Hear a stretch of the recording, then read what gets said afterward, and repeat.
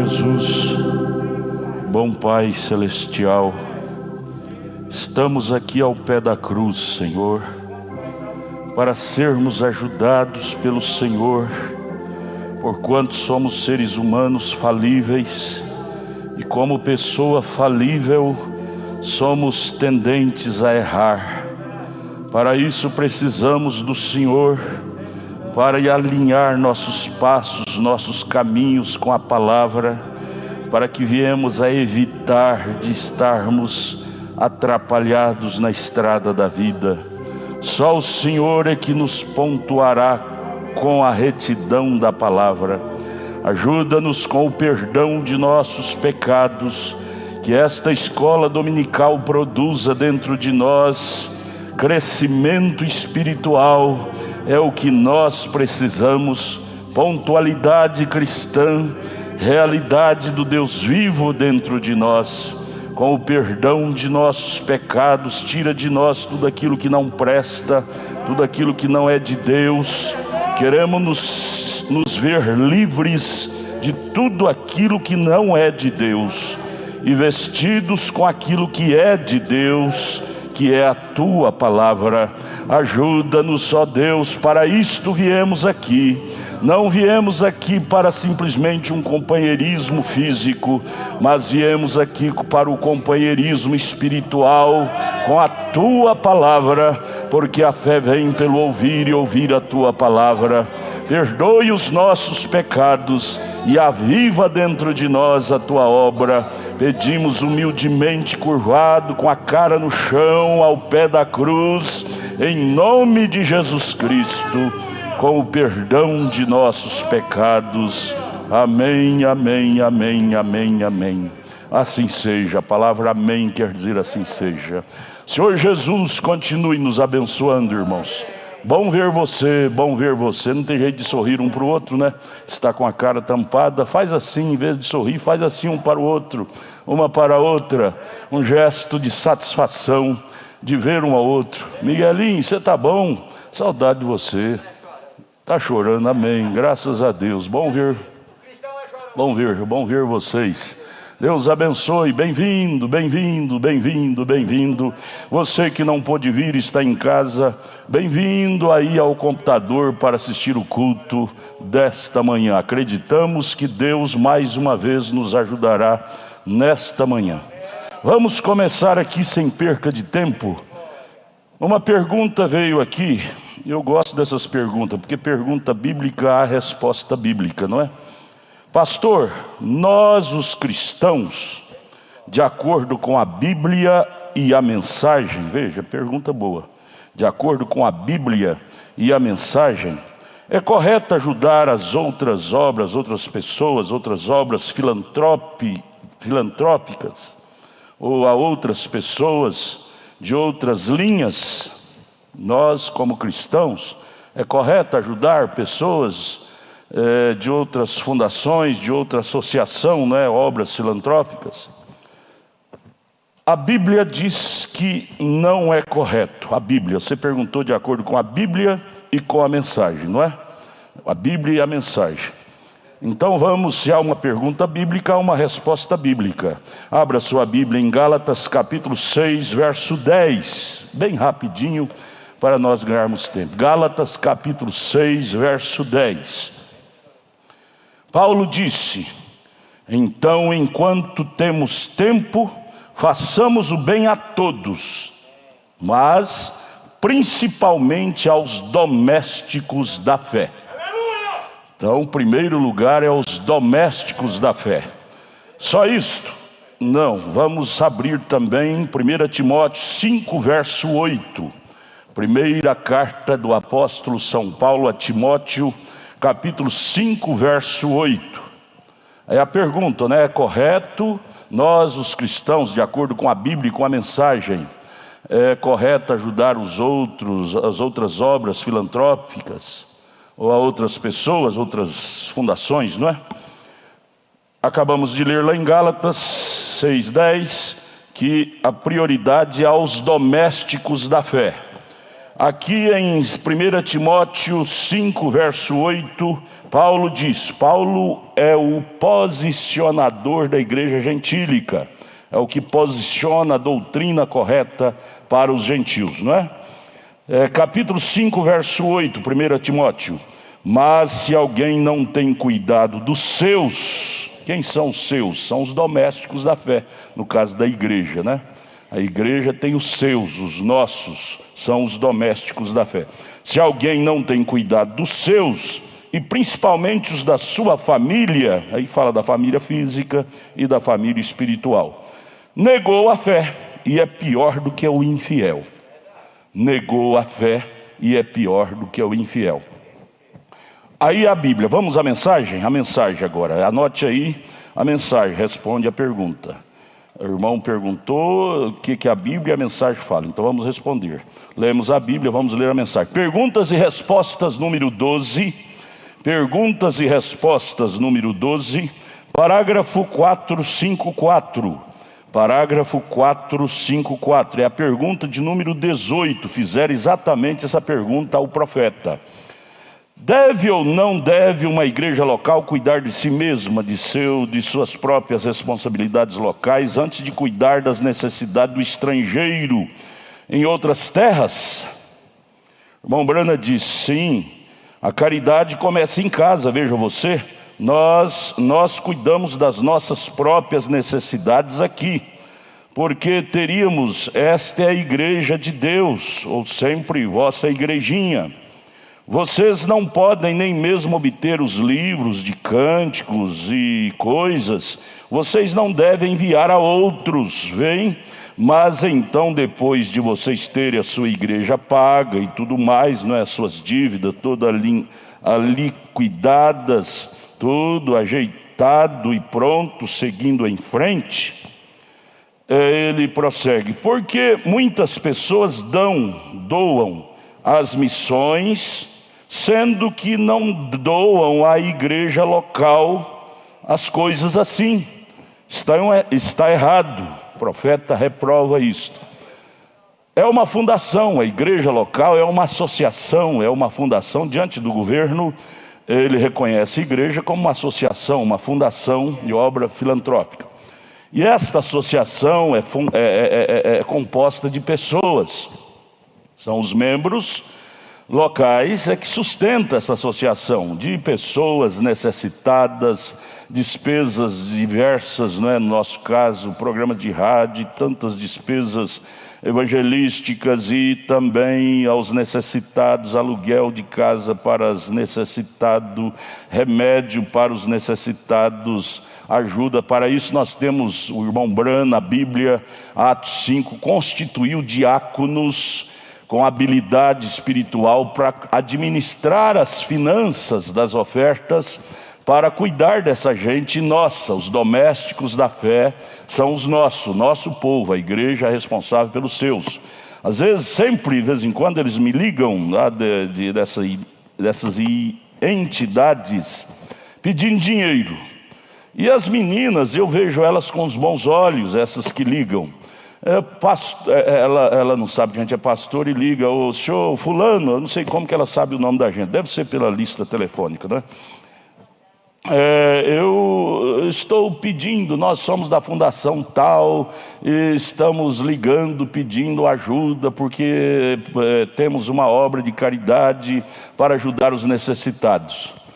Eu digo para elas assim, quase todas as vezes eu digo para elas assim, minha filha, eu não tenho nada contra você, você é uma pobre moça, uma pobre senhora, que está sendo usada pela sua religião. Só que você está sendo usada de uma forma antibíblica, minha filha. Por quê?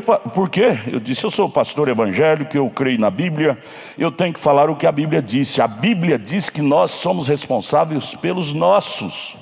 Você não vê na Bíblia os apóstolos, Jesus, mandando os apóstolos sair de casa em casa de estranhos, pedindo dinheiro para sustentar a igreja primitiva. Era a igreja primitiva que dividia seus bens para cuidar dos seus.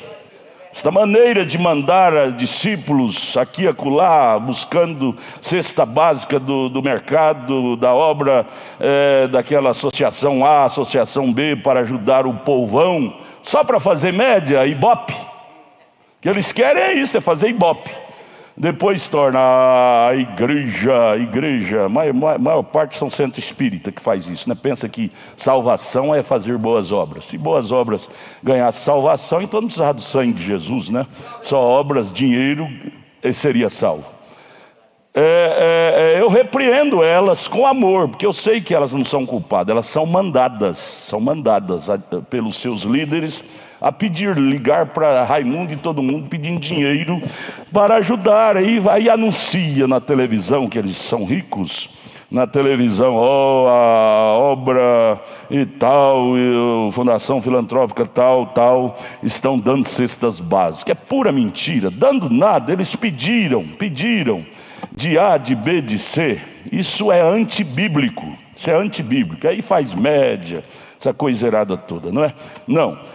A pergunta foi, pela Bíblia e pela mensagem, é correto? É errado você participar disso.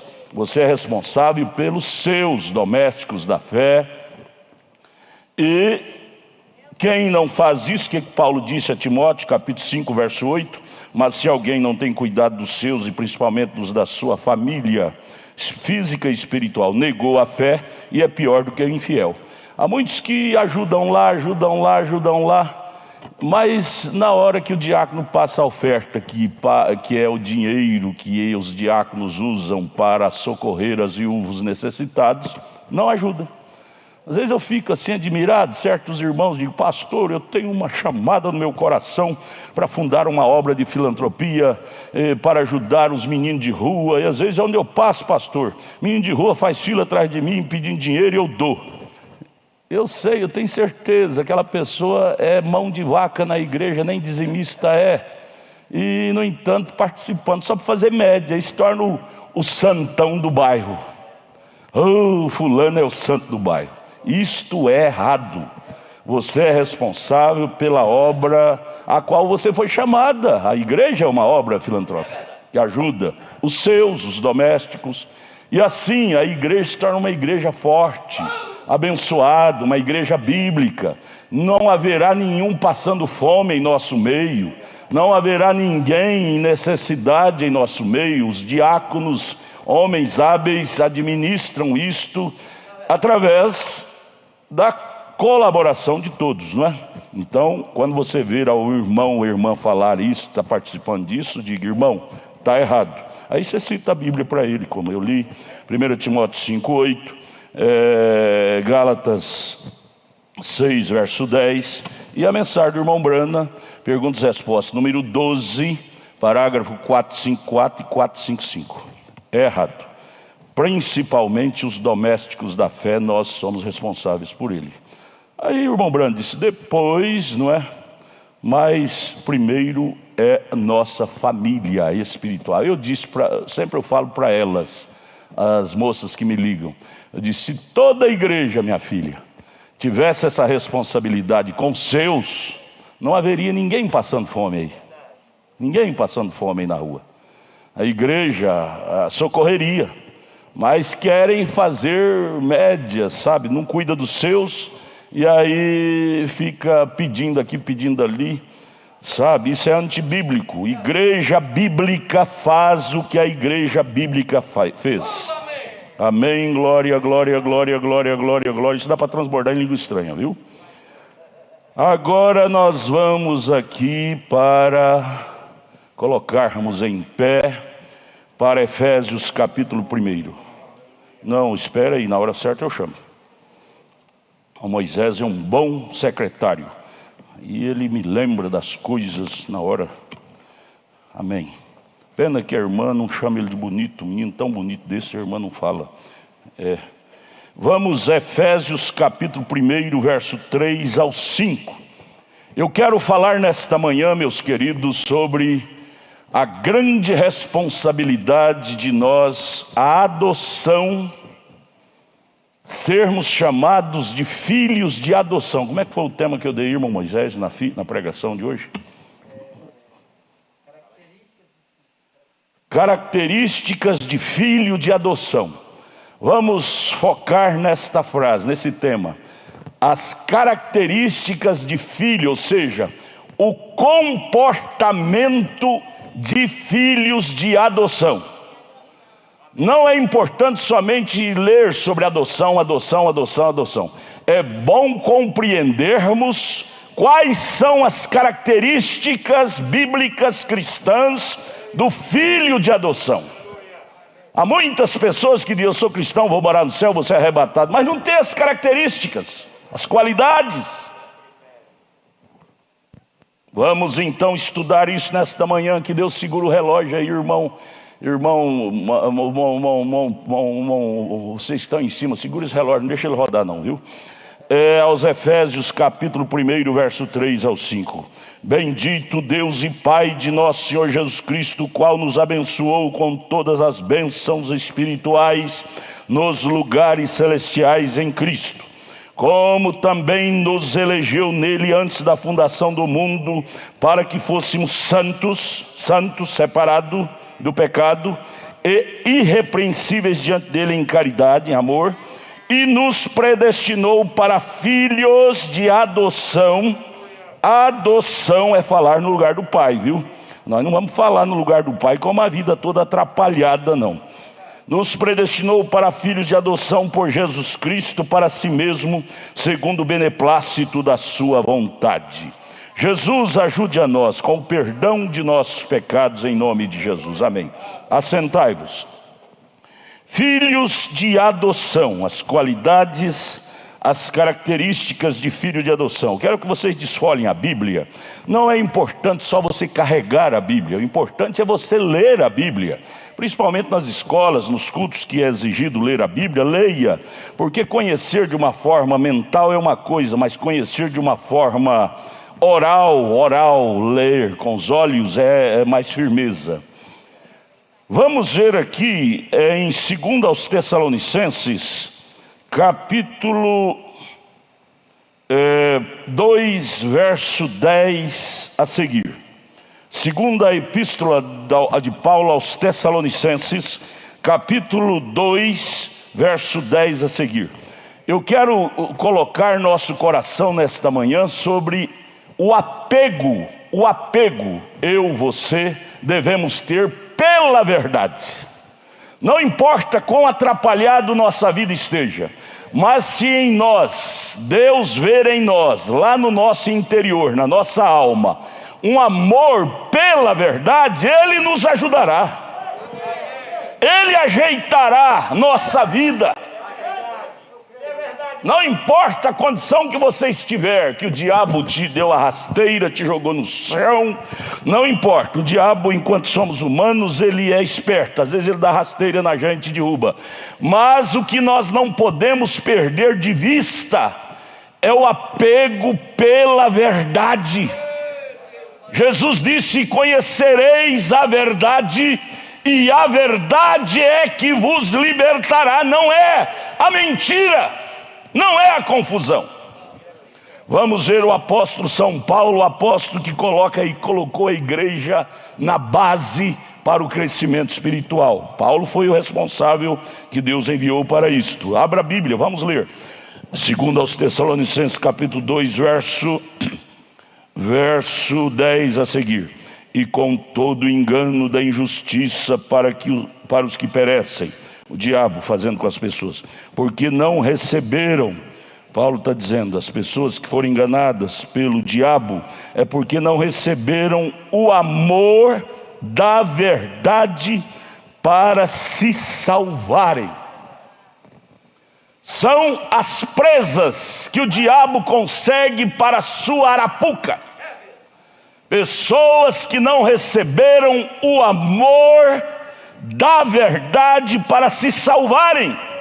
Repito, se em nós houver esse apego pela verdade, não importa se você é um cachaceiro ou qualquer coisa ruim que você esteja executando, mas se houver um fundo em seu coração, amor pela verdade, há um fundo clamando pelo fundo, há um fundo para responder este fundo.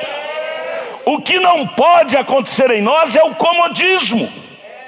De qualquer jeito tá bom, desse jeito eu vou para o céu. Você vai para o céu da boca da onça. Do céu de Deus você não vai, nem eu. Não importa do lado exterior se estamos atrapalhados, mas se do lado interior tiver amor pela verdade, apego pela verdade, Deus vai trabalhar dentro de nós, vai nos reconstruir, vai nos regenerar, vai nos fazer de novo. Deus é bom, gente. Veja, porque não receberam o amor da verdade para se salvarem. Por isso que o diabo engana. Por isso que o diabo engana. Por quê? Porque não receberam o amor da verdade. E aí, quem não tem o amor da verdade, sabe qual é o slogan deles? Não, qualquer jeito tá bom. Qualquer jeito tá bom. Acaba não, mundão. Qualquer jeito tá bom. Esta é uma característica da pessoa não eleita. Ela não tem dentro dela o amor da verdade. Lembra de Davi? Todo errado, prostituiu com a mulher de Urias, matou Urias para prostituir com a mulher dele, a mulher dele. Mas quando o profeta Natan apontou o dedo na cara dele, leu aquela parábola, Davi tinha amor pela verdade e ele próprio lavrou a sentença: este homem deve morrer. Aí está a pancada na cabeça do diabo. Diabo, Davi poderia, com aquilo Davi estava dizendo: diabo, você me fez fazer essas coisas horríveis, mas diabo, você tem que saber que dentro de mim tem justiça, tem verdade, tem amor pela verdade, ainda tem vida dentro de mim, ainda tem Cristo na minha alma. Enquanto pudermos cultivar isso dentro de nós, tem esperança para nós.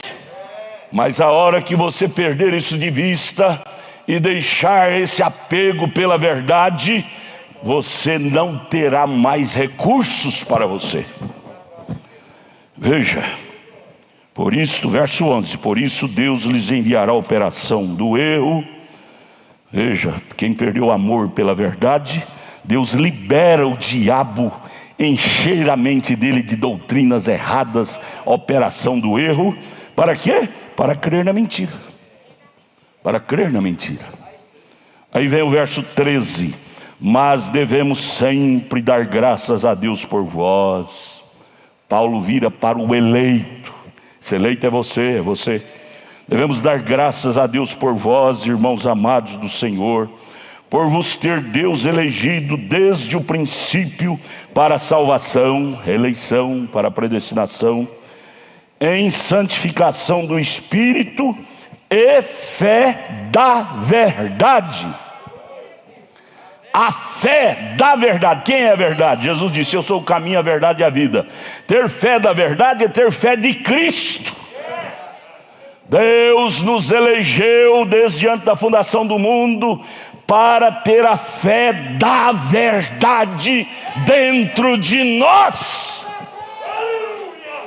Uma vez esta fé sendo trabalhada em nós, não, nós nunca seremos enganados, nem por nós mesmos, nem por nós mesmos. Nossos sentidos não ficarão embotados para nos enganar. Você peca, mas no seu consciente, no seu inconsciente você tem a verdade. A campainha bate na hora. Pip! A fé da verdade denuncia. Não precisa de ninguém te denunciar, não precisa de ninguém te discriminar. Antes de alguém falar que você errou, a fé da verdade já te denunciou. Você errou. Pip! É a campainha da verdade.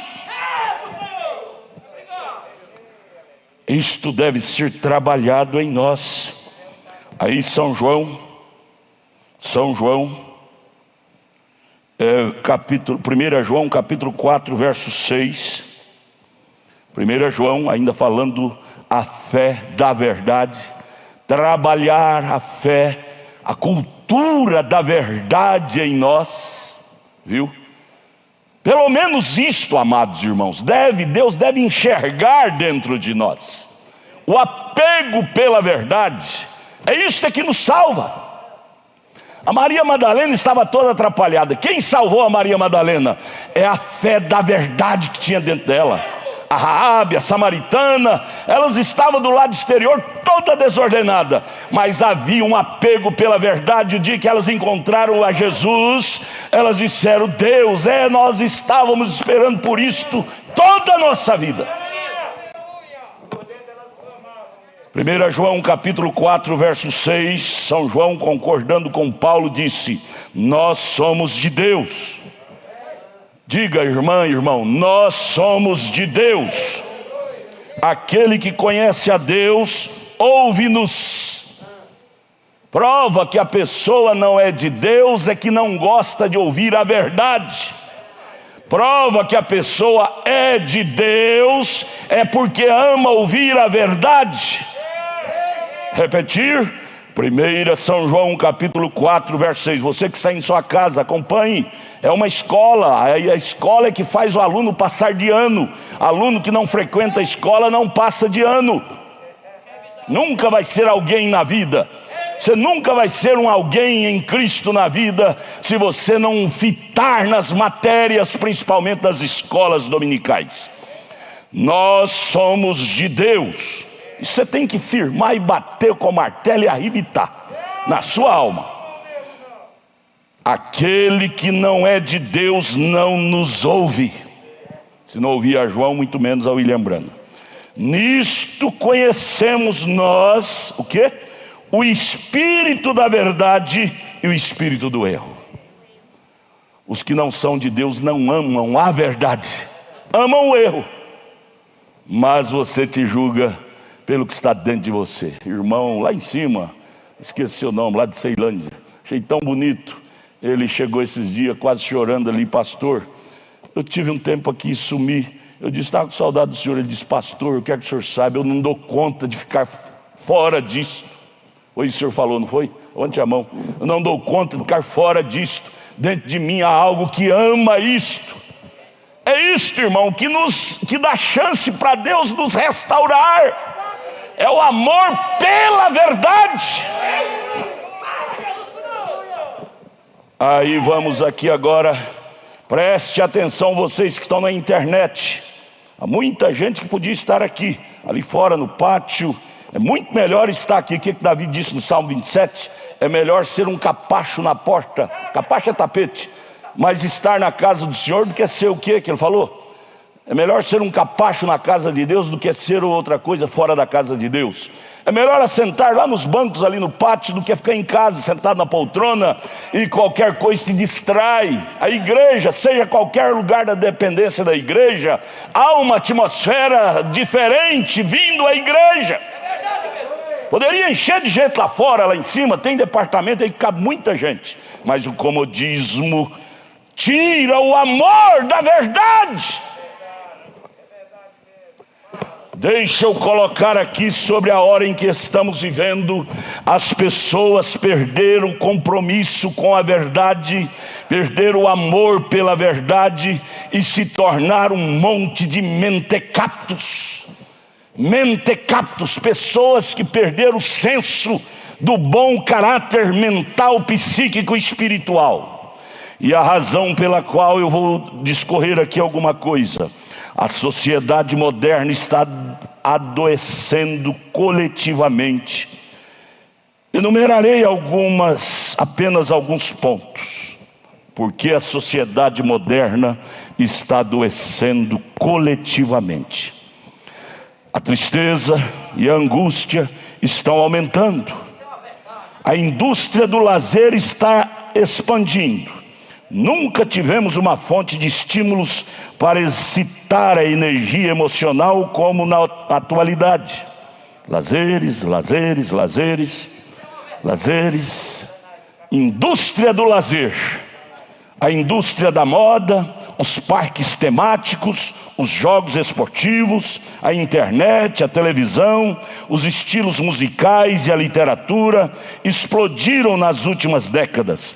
Esperávamos que nossa geração fosse a que vivesse o mais intenso oásis de prazer e tranquilidade com essas criatividades de lazeres que existiu. Nós enganamos. Jamais fomos tão tristes e inseguros como agora. Então, isto não é a resposta. Lazeres, estímulos, televisão, redes sociais, era para sermos o povo mais feliz, mais leve, psiquicamente falando, espiritualmente falando. Mas nós enganamos. Jamais fomos um povo tão tristes e inseguros como agora. As pessoas estão a sós, no meio de milhares de gente, no entanto estão a sós nos elevadores, no ambiente de trabalho, nas ruas, nas praças esportivas, estão sós no meio da multidão, isolados no meio da multidão. O diálogo está morrendo, pais e filhos não cruzam suas histórias, raramente trocam experiências de vida. A família moderna está se tornando um grupo de estranhos entre família. Não conversam mais, é só rede social. Todos vivem ilhados em seu próprio mundo. Todos, começando da família, vivem ilhados, a sós, em seu próprio mundo. Aprendemos a explorar os detalhes dos átomos, a inteligência, a mente humana. Aprendemos tudo. Explorar os detalhes dos átomos. Átomos é uma coisa minúscula, que você quase nem enxerga. E as forças que regem o universo, aprendemos tudo. Mas não sabemos explorar o mundo de dentro de nós. Aprendemos a estudar a matemática, a física, a arte da computação, ciência temática e tantos astros e tanto ciência. Mas não aprendemos a estudar a ciência do bem-estar dentro de nós. Por que estamos perdendo a batalha? Por sermos uma espécie de pessoas pensantes, temos tendência de cuidar seriamente daquilo que tem mais valor. Como pessoas pensantes, todo ser humano é. Cuidamos do motor do carro para não fundir, cuidamos da casa para não deteriorar, cuidamos do trabalho para não sermos superados, do dinheiro para não faltar. Alguns se preocupam com suas roupas, outro com suas joias e ainda outro com a sua imagem social. Mas qual é o nosso maior tesouro? O que deveria ocupar o centro das nossas atenções? O carro, a casa, o trabalho, o dinheiro, as roupas, as viagens, o lazer? Não! O maior tesouro é a vida. O maior tesouro, o maior bem que Deus nos deu é a vida. Cuidamos, infelizmente, dos acessórios, e não buscamos cuidar da máquina motora que é a vida. Pense nisto. Sem ela não temos nada e não somos nada. Sem a vida. E falando de nós cristãos da verdadeira vida, que é Cristo.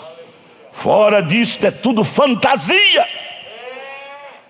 Eu estou completando 61 anos de idade. E o que mais tem me estressado, durante esses anos, 48 anos de crente, batizado na mensagem, tenho chegado à conclusão, e bato o martelo nisto, que o resto é tudo fantasia fora de Cristo. São alegrias momentâneas, mas acabam. Alegrias passageiras, mas acabam. Cristo é a única resposta sólida.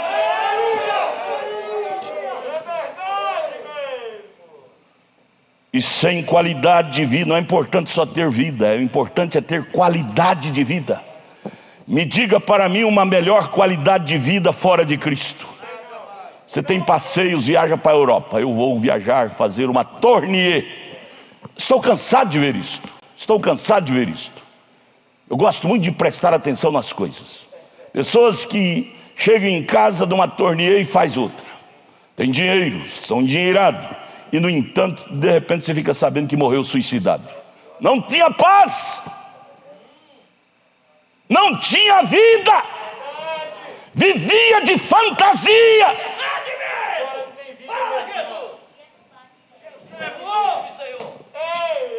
Sem qualidade de vida. Qualidade de vida não é dinheiro, não é lazer, não é coisas que agrada a carne. Você pode ter sua carne no seu melhor bel prazer, comer as melhores iguarias, ter aí uma harém de mulheres. Quantos homens têm aí uma harém de mulheres e não são felizes? Quantas mulheres têm, não sei como fala de homem, mulher é harém de homem, como que é? Harém de homens e não são felizes. Se ela fosse feliz, a Madalena, ela tinha um harém de homens, não sei se é essa palavra, mas não era feliz. A samaritana tinha e não era feliz. Estas coisas não são a resposta para a nossa felicidade do nosso homem interior. Sem qualidade de vida, ainda que estejamos vivos, não temos sentido, encanto, saúde e prazer de viver. Sem qualidade de vida, os ricos se tornam miseráveis, os fortes se tornam frágeis, os famosos vivem uma farsa. Mas será que cuidamos com seriedade da nossa qualidade de vida como cuidamos das outras coisas? Raramente quem é mestre em administrar sua emoção. Quem é? Mestre para governar sua própria vida, administrar sua própria vida, suas emoções. Muitos governam países, mas são controlados por suas emoções doentias. São bons administradores, governantes, governam nações poderosas, mas têm mentes doentias. Não dão conta de governar suas próprias emoções. Vivem com 10, 20 harém de mulheres, elas com não sei quantos amantes. Quem é especialista em liderar seus pensamentos, suas emoções? Estamos aprendendo nesta manhã, amados irmãos, a especialidade de governar a nós mesmos. Nós preocupamos muito com a vida do A, do B, do C, vida errada do A, do B, do C, e não preocupamos com a nossa, que é a que vamos responder diante de Deus. Quem é especialista em liderar a si próprio, ao seu ser interior? Muitos dirigem empresas, mas são algemados pelos seus pensamentos errados. Pensamento manda para cá, você vai, manda para lá, você vai. Não tem administração, a disciplina de si próprio. Que rastro você está deixando? Que legado você está deixando como cristão para os seus filhos seguirem? Não administra suas emoções. A emoção é uma menina. Deixa eu ler aqui, eu ouvi esses dias, eu escrevi, eu creio que eu tenho isso aqui. A emoção é uma menina que você não pode confiar nela de jeito nenhum. A emoção, eu vi isso aqui, escrevi. Às vezes aprendemos a dirigir veículos, dirigir empresas, e não aprendemos a dirigir a nós mesmos, não aprendemos a ser líder de nós mesmos. Por que voltarmos a rearquivar coisas em nossas vidas que já desarquivamos e deletamos há muito tempo? Ou arquivar arquivos ruins da vida dos outros? Isso é falta de administração do seu ser de dentro. Coisa que você converteu, deixou para o mundo, foi desarquivado da sua consciência através do batismo nas águas. Você creu no sangue de Jesus Cristo, mas com o tempo o diabo vai trazendo aquilo na sua mente, você vai rearquivando de novo e vai sendo escravo daquilo, quando o sangue já te lavou, te isentou daquilo. E às vezes não só coisa sua, mas problema dos outros, você tem o prazer de arquivar no arquivo de sua memória arquivos ruins da vida dos outros, e sempre tem aquilo vivo dentro de você, quando você não desarquivou nem os seus, e vai arquivar dos outros. É manhã de libertação, é manhã da cura da alma.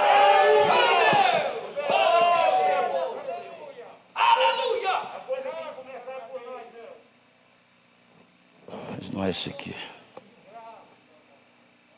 Jesus, ajude a nós. Diga assim: Jesus, ajuda nós.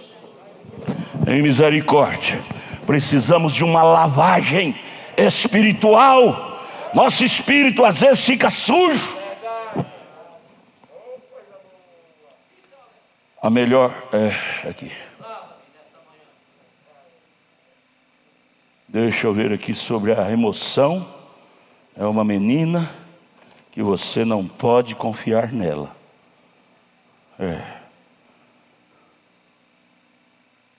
Aqui, ó.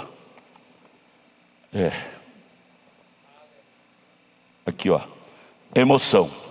Nunca dê um cartão de crédito ilimitado para ela. Homens, mulheres, ouça-me, falando desta menina chamada emoção. Comprar pela emoção e não pela razão. Nós, seres humanos, somos escravos desta menina irresponsável que habita dentro de nós. Todos nós temos ela, essa menina chamada emoção. Você não pode deixar essa menina te governar. Ela não tem responsabilidade. Nunca dê um cartão de crédito com conta ilimitada para ela. Ela é a sua emoção. Fazer compra pela emoção e não pela razão é um desastre. A emoção é parte de sua vida e é importante. O homem que não tem emoção é um morto. Ela é importante, é parte, mas cuidado com ela, ela é imatura. É importante para você, mas nunca confie decisões sérias a ela, pois sempre ela será uma criança dentro de você, terá comportamento de criança. Por isso ela tem que ser vigiada com a razão. Para você dar água para a emoção, dar a liberdade para ela, ela tem que ser acompanhada com a razão. É razoável fazer isto? É bíblico fazer isto? É razoável? É correto? É bíblico? A emoção quer tudo que vê. Tudo que vê diante dos olhos a emoção quer. Você vê uma mulher mais bonita que a sua, a emoção quer. Você vê um homem mais bonito que o seu, a emoção quer. Ela é uma menina irresponsável. A emoção faz parte, sem ela a vida seria sem sentido. Mas vigie essa menina. Vamos voltar aqui. Quem é especialista em liderar a si mesmo? Este é o homem que Deus está procurando. Esta é a mulher que Deus está procurando. Líderes de si mesmo, de seus sentidos, de suas emoções.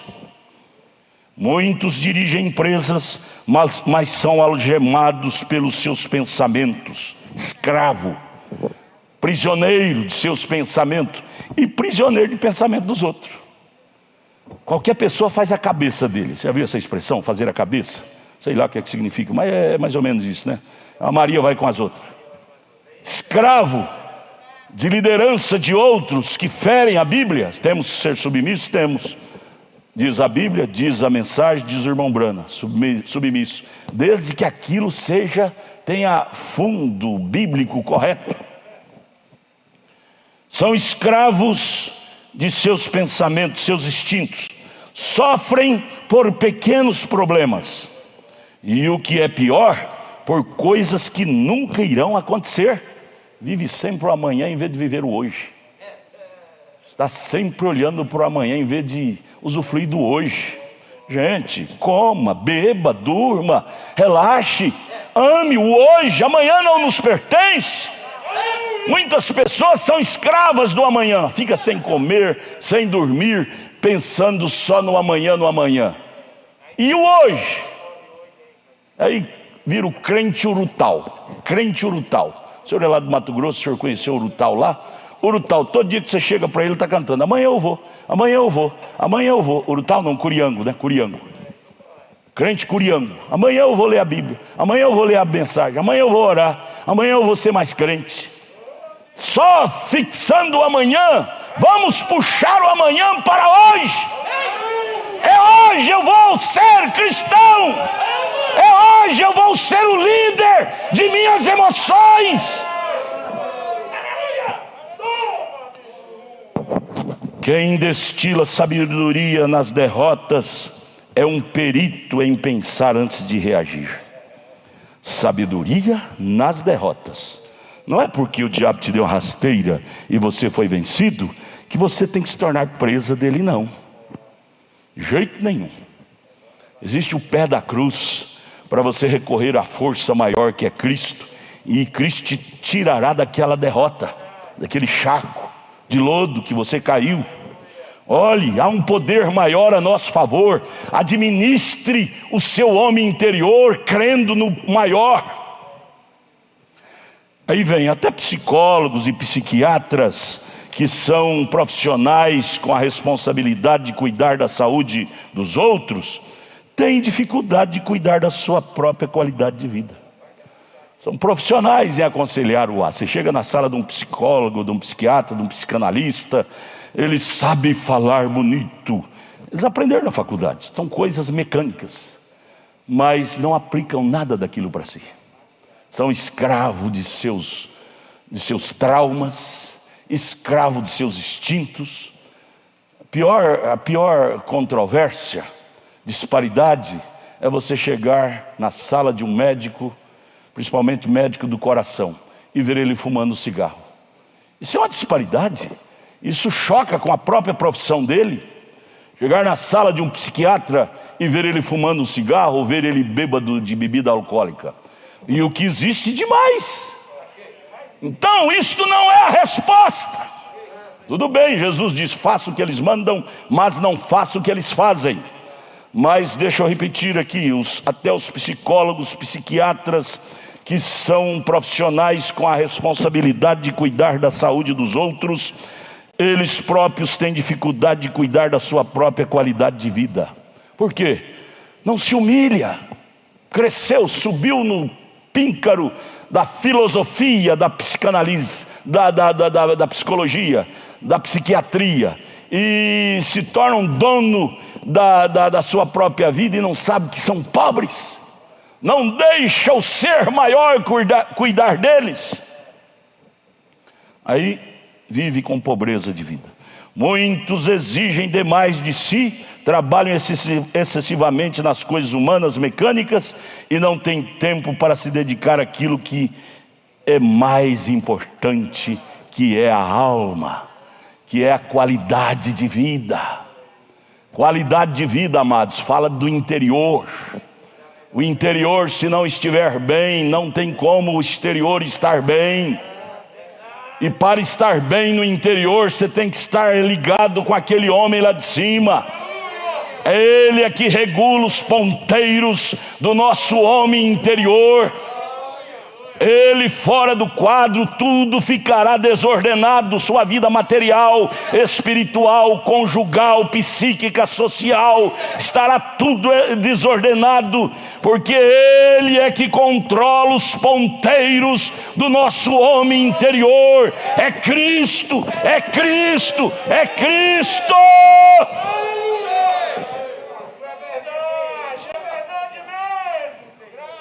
Oh Deus, ajude a nós. Observe que o barulho do carro nos perturba e nos faz ir ao mecânico. Você ouve o barulho do seu carro com um tom diferente, você já fica preocupado, vai ao mecânico para saber o porquê. Ronco do câmbio te deixa preocupado, tem que ir ao mecânico. Meu carro está com ronco no câmbio diferente, o barulho do motor está diferente, mas muitas vezes nosso corpo, que é o nosso veículo, grita através da fadiga excessiva, dores, distorções, psicossomáticos. Ele está nos avisando que estamos distorcidos, mas não ouvimos a sua voz. Você ouve a voz, você não ouve a voz da sua alma. Você ouve a voz do seu corpo, mas não ouve a voz da alma. A voz do corpo, da carne. São João disse: são as concupiscências da carne, concupiscência dos olhos, soberba da vida. São as vozes do corpo. Concupiscência quer dizer desejo, desejo, desejo. E queremos matar a sede da voz da carne, através de lazeres. Você sabia, meninas, meninos? Se você não sabia, fique sabendo agora. Sexo é um lazer? É o lazer psíquico, da mente. E por isso que os meninos estão novinhos ainda, 9, 10 anos, já quer ter esse lazer. Me chame todos eles que enveredaram por esse lazer, para ver se eles não têm uma alma pesada, dizendo: por que eu fui me enveredar por isto? Maldito dia que eu dei água para esse lazer. Eu tenho assentado durante esses 48 anos que eu sou crente, eu tenho mais de 30 anos que eu sou pastor, tenho atendido muitos homens que largou suas mulheres e mulheres que largaram seus maridos atrás de outros. Todos eles, a resposta é esta: pastor, não compensa. Não compensa. É tédio, é melancolia, é frustração. Então, ouvir a voz da carne é perigoso. A voz da carne é a voz dessa menina chamada emoção. Alguns só ouvem a sua voz quando estão no hospital, já infartados, mortos, ou estão na cadeia, porque ouviu a voz da concupiscência e fez loucura, vai parar na cadeia. Aí quando está lá na cadeia, oh, que loucura louca que fiz. Nossa espécie de viventes, seres humanos, está passando por uma crise sem precedente. E eu quero pegar esse gancho para introduzir em suas mentes. Diz-nos o nosso profeta, endossado por Paulo: as coisas naturais fala das coisas espirituais.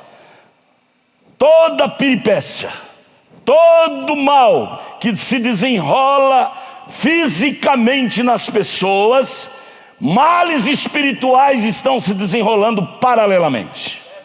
São dois acontecimentos simultâneos que desenrolam no meio da sociedade. Vocês estão vendo essa coisa terrível, esse pânico, essa coisa horrível, pandemia, fisicamente matando, destruindo seres humanos, morrendo. Não fiquem parados, é hora de exercer discernimento e vigilância. Pandemia espiritual está correndo paralelamente a isso. É hora de ligar a anteninha espiritual. Nosso profeta nos alerta a isto. Quando você vê males físicos sobre a terra, vigie, há males espirituais que estão correndo paralelamente. O natural e o espiritual correm paralelos. Nossa espécie de gente, seres humanos, está passando por uma crise sem precedente. Crise de personalidade, crise de caráter, crise de postura, crise de identidade. Agora eu vou para a mensagem aqui, A mensagem eu ainda vou ler com a igreja, já li lá em Taguatinga e vou ler com vocês. Micaías, o profeta, parágrafo 41 ao parágrafo 43. O irmão Brana fala, ele bate nessa tecla. Estamos falando sobre adoção. Pastor, o senhor não leu a mensagem de adoção? Eu estou pregando a mensagem de adoção. É impossível vir a adoção sem posicionamento.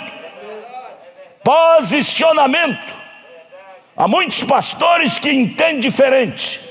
Não há adoção sem posicionamento. Lembra? Gálatas 4? O pai lá no Velho Testamento colocava um tutor para vigiar o comportamento do filho, e depois de um certo tempo é que ele celebrava de acordo com o comportamento, com as notas, é que ele dava adoção. Nunca existiu adoção sem ser endossada com comportamento. Nós queremos ser arrebatados, todos nós. Queremos ir para o céu, todos nós. Mas aonde está o comportamento para recebermos essa autorização? Para entrar lá tem um portão, tem uma portaria. E para entrar na portaria você tem que ter o ticket. Onde você arrumou o ticket que lhe autoriza a entrar aqui? Para você viajar em um avião você tem que ter a passagem picotada. Como você vai viajar num avião sem ter a passagem picotada? Lá passa a máquina, lá o computador tem que registrar, ter a evidência que aquela passagem você pagou. Como que queremos ir ao céu sem ter o ticket? Qualidade de filho adotado. É bom pensarmos nestas coisas para não estarmos enganando a nós mesmos. É bom dar um beliscão. Eu sei que o diabo odeia esse tipo de sermão, mas esse é o sermão de filhos de adoção. O diabo odeia ser descoberto, mas Cristo ama nos libertar. Aleluia! Vamos dizer, minhas irmãs, aleluia! Glória a Deus! Esse é culto de língua estranha, gente. Você pensa que culto bom é aquele que a igreja está cantando, rebolando, com a vida toda suja? Culto bom é aquele que a palavra está caindo, que a palavra, o ensinamento, isso é que liberta almas.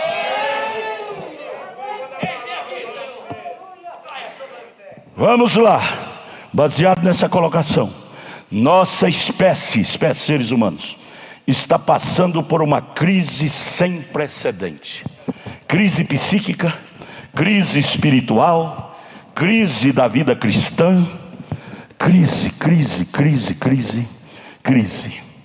Idolatramos coisas. É fácil você idolatrar seu psiquiatra, seu psicólogo, porque ele falou palavras bonitas, mas acabamos de ler aqui. Falam palavras bonitas, mas e o problema? Eles não dão conta de solucionar nem os problemas interiores deles. Que adianta? É bom, tudo bem. Jesus diz: faça o que eles mandam, mas não faça o que eles fazem. Mas não é tudo que eles mandam também você vai fazer não, viu? Senão eles te colocam no inferno da incredulidade. Como aquela moça que o irmão Brana conta, que foi a um psiquiatra. Ela era virgem, pura, nasceu, ela é filha de um pastor. Mas quando foi lá, o psiquiatra colocou na cabeça dela, esse psicanalista que faz aquelas trabalho de, como é que chama? Te desmaia, hipnose. E desviou a mente dela, entrou na mente, que eles têm a técnica da psicologia, psicanalista, eles têm estudo na faculdade, entrar no subconsciente da pessoa, hipnotiza, e aí começa a conversar com o subconsciente, e a pessoa solta tudo que tinha feito, não é? E aí ela, se você não tiver muito de Deus, você se torna um perdido.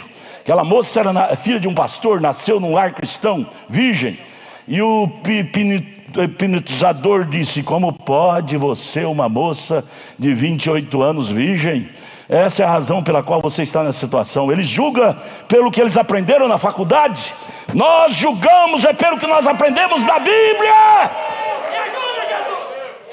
Se faculdade fosse a resposta, não precisava de Bíblia, não precisava de profeta. Faculdade é a resposta para você adquirir uma profissão, para ganhar dinheiro, mas não é a resposta para você ir ao céu. Não me venha ao contrário. Ninguém me convença ao contrário.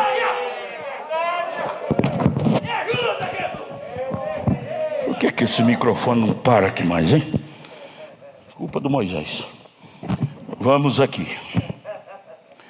Micaías o profeta, 41. Acontecia que você tirava uma fotografia antigamente, quando as pessoas tinham sanidade espiritual, sanidade de espírito. Lembram?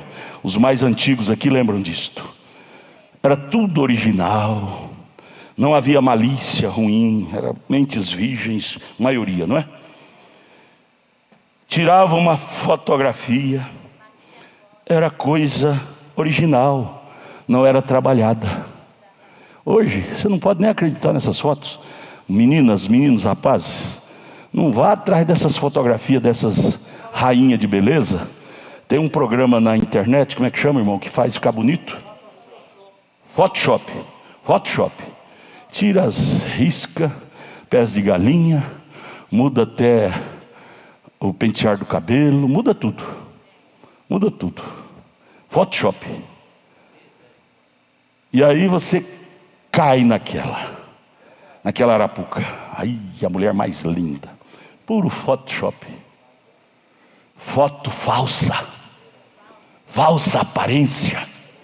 Mombrana disse antigamente, as fotos não eram enganosas, eram fotos originais. E aí ele prossegue dizendo: eu fui há algum tempo em certo lugar para comer num restaurante. Alguém me convidou. Para mim, parecia que o meu garotinho José havia achado um balde de tinta em algum lugar, com várias cores diferentes de tinta, e bagunçou toda a parede, ele disse. Quando eu vi na parede daquele restaurante, eu pensei que era como um menino, como meu filho, que pegou um balde de tinta de várias cores e jogou lá na parede. Estava tudo, umas riscas de tinta, tudo diferente uma da outra. E eu disse: um lugar fino como este, com uma aparência suja na parede assim, uma coisa de aparência manchada, como aquela pendurada na parede. Eu perguntei para a garçonete, ela disse: bem, aquilo, senhor, é uma tela, sabe?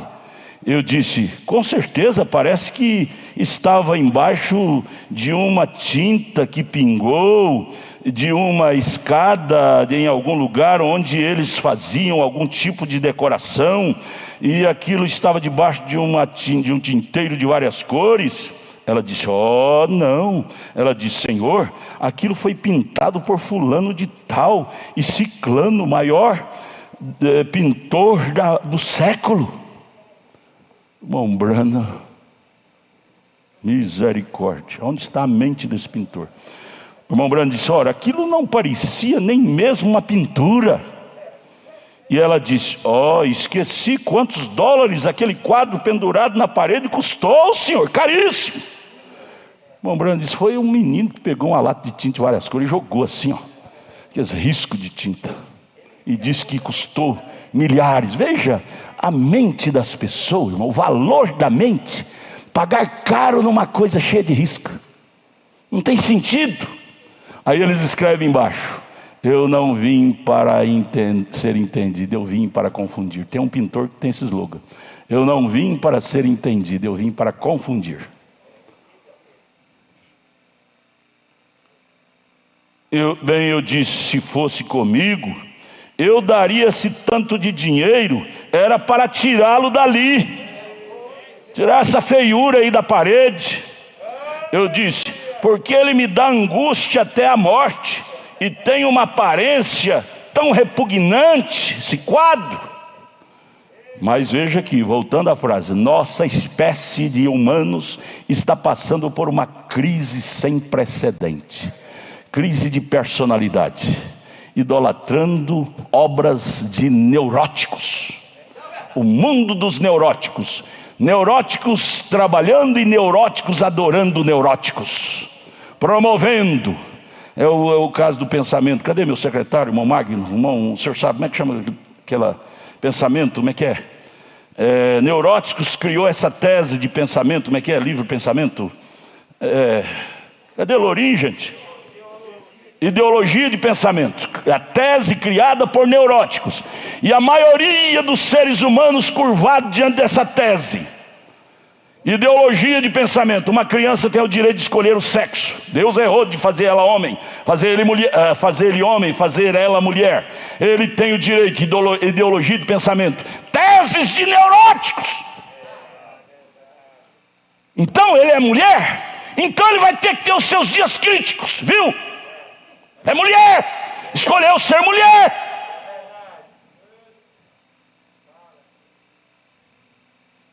Teses de neuróticos e o mundão curvado ao altar desses neuróticos.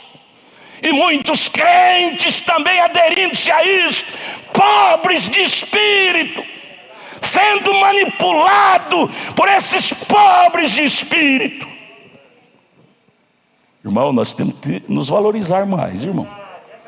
Até quando nós vamos ser manipulados por esses pobres de espíritos? O que a palavra diz, nós dizemos: não, isso é demais, o pastor está bravo. Mas eles estão assim, né? O pastor é bravo, mas lá eles são assim, de inserir em você de garganta abaixo, nas suas crianças, nos seus filhos, essa tese.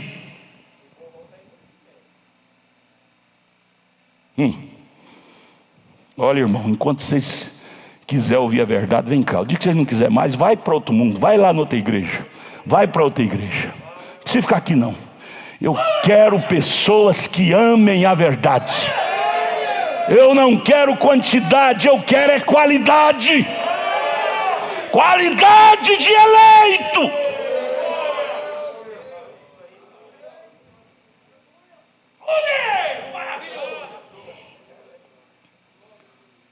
E aí, você sabe, irmão Brana, lembrando dos tempos antigos, valorizando quando a coisa era original. Ele disse: antes era preto no preto e branco no branco. Se você os mistura, você obtém cinza. Não é a cor original. Então é assim que é. Eles estão tão misturados. Evangélico, só evangélico. Me dá nojo, gente, me dá nojo ver as pessoas dizer que é evangélico e viver uma vida imunda. Mulher cabelinho cortado, pintada, roupa de homem, dizer que é evangélico. Isso envergonha a Bíblia, gente. Aonde na Bíblia tem apoio para as mulheres andarem indecentes assim e dizer que são evangélicas? Cabelinho cortado, roupa transparente, ainda tem coragem de subir no púlpito e até pregar. E os irmãos homens com H maiúsculo cobiçando, que se ele é homem, ele tem que ter glândulas masculinas. Se ele não cobiçar é porque ele é mulher. Isso é discriminar. Ele diz que é pecado discriminar. Elas estão discriminando os homens. Eles estão mexendo com nós na rua. É a lei da Maria da Penha. Quem tinha que ir para a cadeia é elas.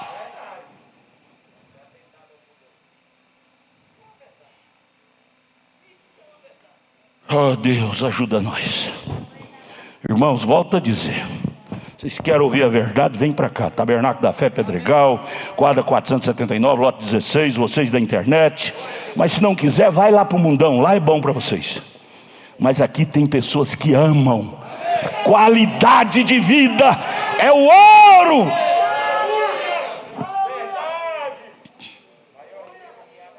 Veja, mistura. Há uma linha traçada em algum lugar. E esta linha traçada é a palavra de Deus. Cada ser humano deve conectar-se com ela, se querem ser felizes. Aí vem a razão pela qual as pessoas não são felizes mais, porque estão desconectados desta linha traçada.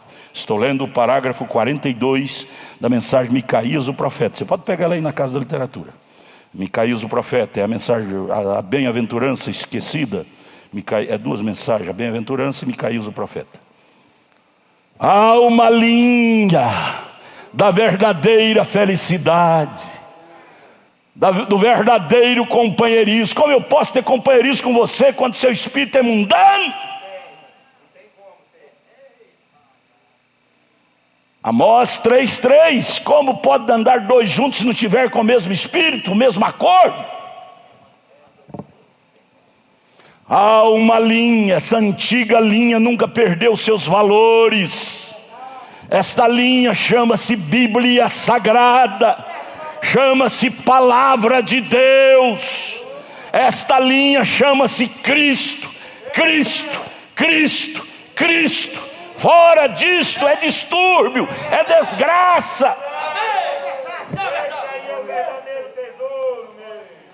Esta é a palavra, a linha traçada de Deus, é a sua palavra. Que toda a palavra do homem seja mentira, e disse Deus, a minha verdade. Romanos 3:4. Aí o profeta vem baseado nisso e diz: então, como podemos abençoar o que Deus tem amaldiçoado? Escute-me, escute aqui agora, preste atenção nessas frases do profeta. Como pode você permitir homens que se casaram 2 ou 3 vezes e serem diáconos em suas igrejas? Quando a Bíblia diz em Timóteo 3 que ele tenha uma só mulher, casou uma só vez, e colocá-los como diácono porque tem um dízimo grande, dar ministério para eles, porque hoje nas denominações é assim. Lá tem almona e alminha. Almona é quem dá o maior dízimo, alminha é quem dá o menor. Isso não é de Cristo, isso não é bíblico. Como podem vocês permitir que mulheres de cabelos cortados, que usam shorts e que vestem de modo sensual, subam na plataforma e toquem o piano e saiam pelas ruas andando por aí assim e não dizem algo a respeito daquilo? Você, pastor, você não consegue parar isso. Eles dizem: irmão Brana, você não consegue mudar isso, irmão Brana. Irmão Brana disse: tudo bem, eu não consigo parar isto, mas você pode dizer uma palavra contra isto. Tem que haver uma voz. Eu acho lindo na mensagem o fundo clama o fundo. O irmão Brana orando a oração da alma. Ele diz: Deus, um dia desse essa voz será silenciada, eu vou morrer. Mas Senhor, permita que lá onde eu estiver pós-morte, eu possa ouvir minha voz aqui nas fitas, clamando contra o pecado. Permita-me que quando eu morrer, eu possa ouvir, se é que pode ouvir do lado de lá, ouvir minha voz ressoando de cá, gritando contra o pecado. Essa deve ser o nosso afã, de cada um de nós, irmão. Quando sair da vida, ficarmos nos anais da história como cristão, não como mundanos. Deixar esse legado para os seus filhos, seus netos, bisneto, tataraneto. Aqui passou o meu avô, tataravô, meu pai, deixando o legado de cristão. E 95% delas, mulheres fumando cigarros, se comportam de modo duvidoso, bebem cerveja e são obreiras nas igrejas. Eu estive em uma universidade não faz muito tempo, universidade evangélica, e em um campus onde as moças jovens andavam por ali vestidas com shorts e latas de cervejas jogadas por todas as partes, e os ministros rindo e criticando o evangelho. Os professores lá na universidade evangélica, professores que quase todos eles são pastores, rindo, criticando o evangelho e liberando as moças a andar assim, latas de cerveja jogadas em todos os cantos, bêbadas. Bem, como pode você esperar a próxima geração ser? Aí vem o irmão Israel: que será da próxima geração? Eu vejo meus netinhos, agora parece que encomendar mais um.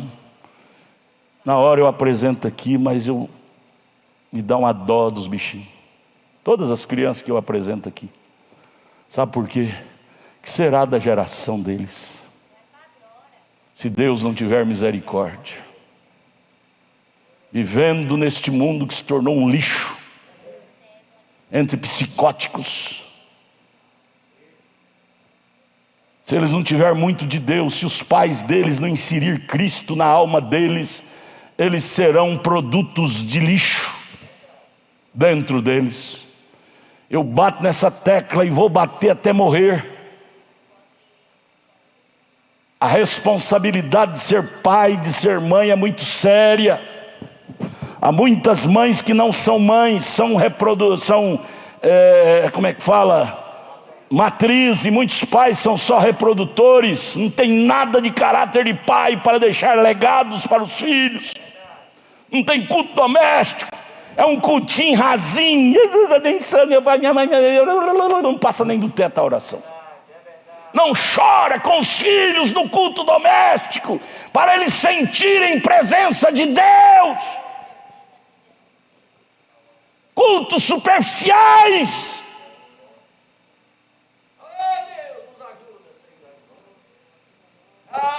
Pastores, professores daquela faculdade evangélica, rindo e criticando o evangelho. Bem, como pode você esperar a próxima geração ser?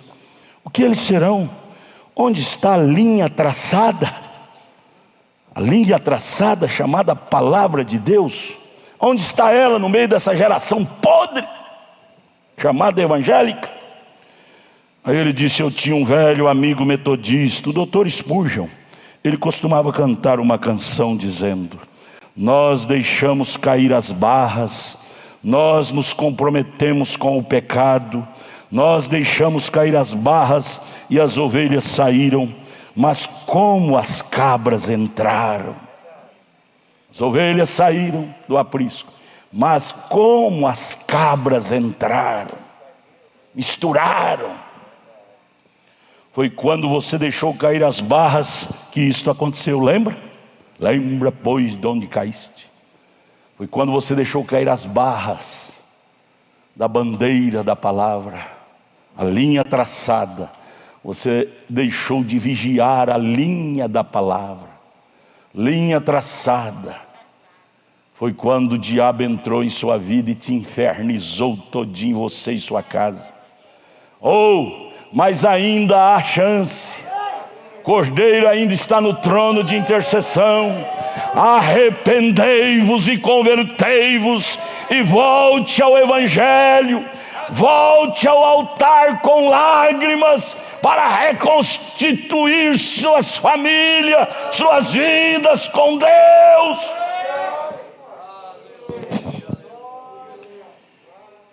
Veja, foi quando você deixou cair as barras que isto aconteceu, indo com alguma ideia fantásticas de algum jovem que se julga importante ali na universidade. Hoje a tese é esta, o tema é este. O pai pergunta: menino, onde você aprendeu essa linguajar diferente? Foi com um jovem mais fantástico lá da minha sala de aula. Quer dizer, comprou a ideia. Nós somos consumidores de tanta coisa, nós seres humanos consumimos ideias de todos os lados que elas vêm. Nós já consumimos e colocamos na nossa prática, na vida prática. Ideias do aluno, só porque ele é brilhante lá na faculdade, nós compramos a ideia dele e começamos a inserir em nós e praticar igual. Ideia do pastor fulano, do pastor Beltrano, do mestre ciclano, do mestre Beltrano. O irmão Brana vai falar daqui a pouquinho sobre filtro da palavra. Daqui a pouquinho. Ele sabe mais a respeito disso do que sabe de Deus, ele mesmo. E você começa uma doutrina em algo assim, volte para a palavra. Não importa, você diz: bem, isso diz isso faz isso. Isso tem que ser a palavra de Deus através de todo o caminho. Não é só metade do caminho, não. Tem que ser a palavra de Deus em todo o caminho. Fora disto, irmão, é inferno. Como é que pode? Pastor tem 2 mulheres e forçar a igreja. Quem falar disso vai para o inferno. Quem vai para o inferno é ele.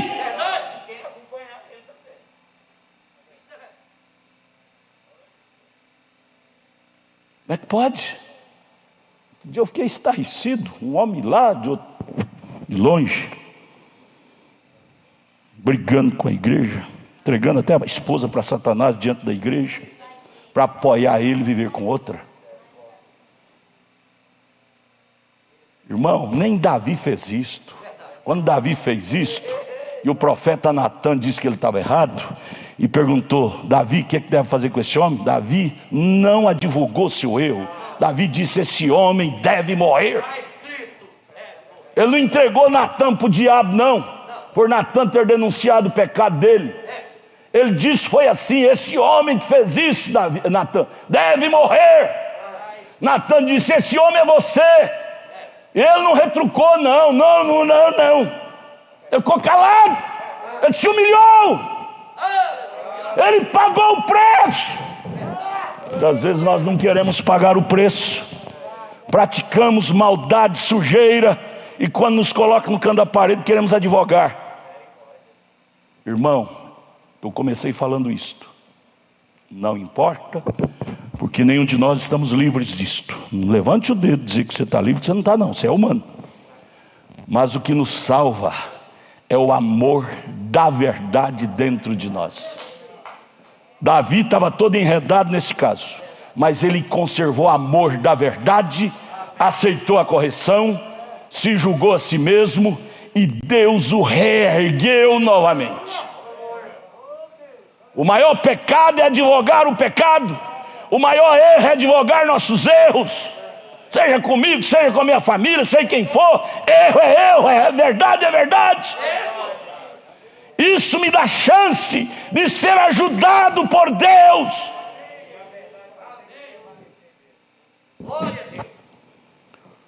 Aqui no sexto selo agora ele vai puxar a orelha aqui sobre revelação. E vem o caso: eu fui revelado, eu senti no Espírito fazer, fui inspirado a fazer isso. Irmão Brando, eu falei na palavra do dia esses dias para trás, eu gravei a mensagem A Queda do Mundo. Lá no final o irmão Brando puxou a orelha e disse: nem todas as nossas inspirações são de Deus.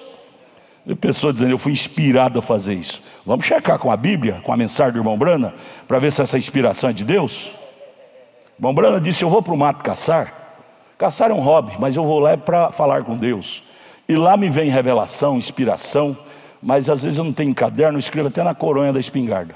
Mas antes de eu pregar no púlpito aquela inspiração, aquela revelação, eu primeiro checo com a Bíblia. Se aquilo chocar com a Bíblia, eu jogo aquilo fora. Este é o posicionamento de cristão. Vamos ver sobre revelação. O irmão Brana fala aqui no sexto selo. Anote aí, gente. Isso é matéria de escola dominical. Pais e filhos. Culto bom é culto de ensinamento. Culto de língua estranha, de barulhão, isso não edifica ninguém. Alegra, mas não constrói. Sexto selo, 36 até o 54. Segura o relógio aí, irmãos, vocês estão em cima. Agora, como uma pessoa diz que eles tiveram uma visão e conta o que ela foi, eles estão certos que foi o Senhor quem a deu. Você encontra a pessoa dizendo que teve uma visão, uma revelação, e você conversa com ele, com ela, ele está tão convicto que aquela visão, aquela revelação é de Deus, e chega até a brigar com a gente quando você bate contrário. Não, pastor, eu vi luzes. O diabo é um iluminado também, uma falsa luz. Um anjo de luz, Lúcifer. Eles estão tão certos que o Senhor é quem deu, porque veio com grande poder, poderzão. É o poderzão. Os crentes cantarem, os jovens cantar, eles chegam até a tirar os bancos do meio da igreja, e os jovens, o culto deles é pular e rock and roll, igrejas até da mensagem, e diz que é o poderzão. Mas eu quero saber de onde está vindo esse poderzão, viu? Tem que checar com a Bíblia, com a mensagem. Poderzão. Esses dias eu fiquei estarrecido de ver isso. Elvis Presley era um diácono da igreja pentecostal, e à noite cantava rock and roll lá para o mundo. Isso caiu dentro da igreja. Mas se ela, o irmão Brana fala aqui, bem, tudo bem com a visão, mas se ela não estiver de acordo com a palavra de Deus e for contrária à palavra, ela não está correta. Vem, você não tem que estar adulando suas emoções, que acabamos de falar agora há pouco? A emoção é uma menina que nós temos dentro de nós, irresponsável. Pela emoção nós temos visões, temos revelações, pela emoção, o homem de fora. Mas você tem que vigiar essa menina chamada emoção, sensação. Língua estranha está no campo da emoção. Dons carismáticos está no campo da emoção. Grande pregador, isso é do campo da emoção. A emoção produz grandes pregadores, grandes cantores, grandes tocadores, astros e astros. Mas vamos vigiar essa menina que está dentro de nós, chamada emoção.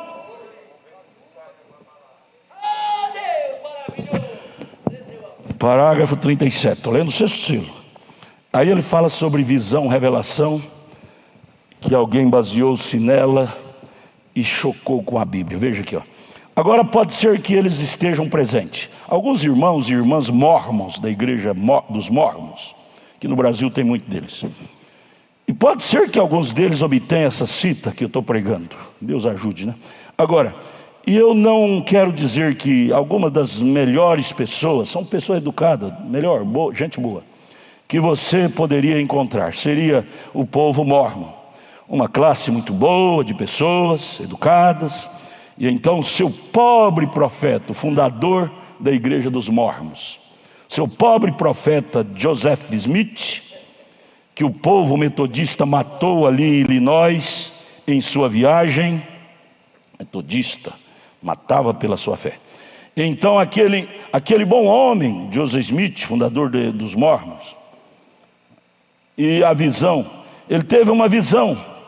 Eu não duvido de modo algum que ele teve a visão. A pessoa chega para você e diz: eu tive uma visão, tive uma revelação. Você não vai ser um chuco. Você diz: seja educado. Irmão Branham era tão educado.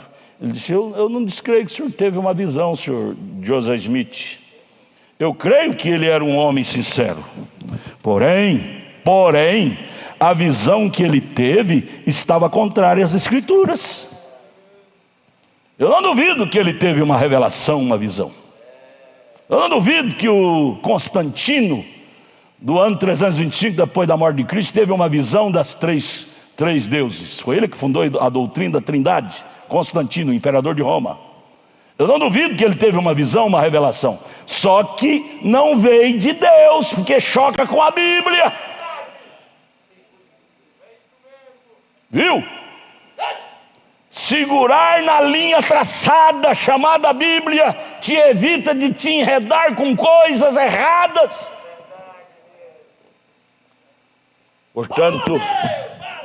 Portanto, eles tiveram que fazer a Bíblia mormon para justificar a visão dele. O que fizeram? Rasgaram essa Bíblia. Eles não usam essa Bíblia. Todos os povos dos mormons, aqueles que andam de 2 em 2 nas casas, eles não usam essa Bíblia nossa. Diz que essa nossa Bíblia é incompleta.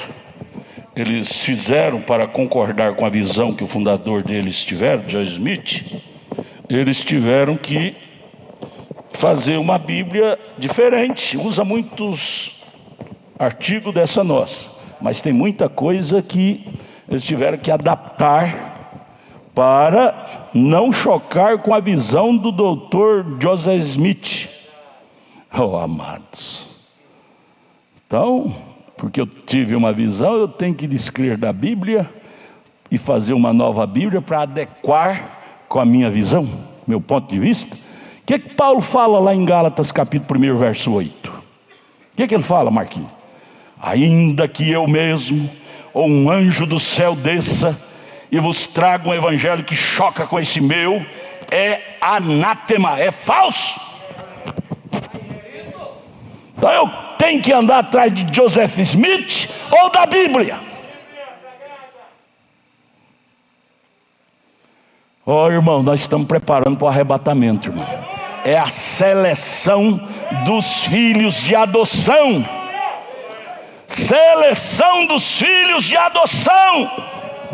Posicionamento. Veja, ela está aqui para mim. Esta é a razão, apenas a palavra, é isto, vem? Cada vez chegou aqui um ministro, aí ele conta a história de outro ministro, pregador, diz que prega a Bíblia. Veja só, pessoas que creem em visão, em revelação, sem conferir com a Bíblia. Agora ficou alto demais aqui, irmão. Sem conferir com a Bíblia. Um ministro que veio de uma região de fora, eu vi na rua passeando por aí de carro, com a qual não era uma mulher, uma dama, e eles vieram para uma reunião minha. E pelo discernimento, o profeta viu o segredo das pessoas, eu descobri que eles dirigiram durante 2 ou 3 dias, só os dois, juntos. Só ele e ela, essa mulher que ele encontrou aqui na cidade. Na reunião, para virem para a reunião, juntos.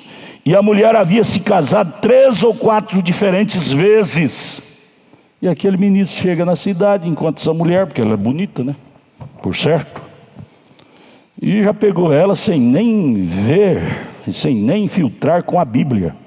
Aí disse: não, eu fui inspirado. Inspiração é uma menina irresponsável dentro de nós. Não é toda inspiração, não é toda emoção que nós temos que dar água para ela, não. Senão nós vamos parar lá onde foi parar o mancebo de qualidade, no Hades. E esse ministro entrou na sala de espera do hotel onde eu estava e correu e apertou minha mão. E eu apertei a sua mão.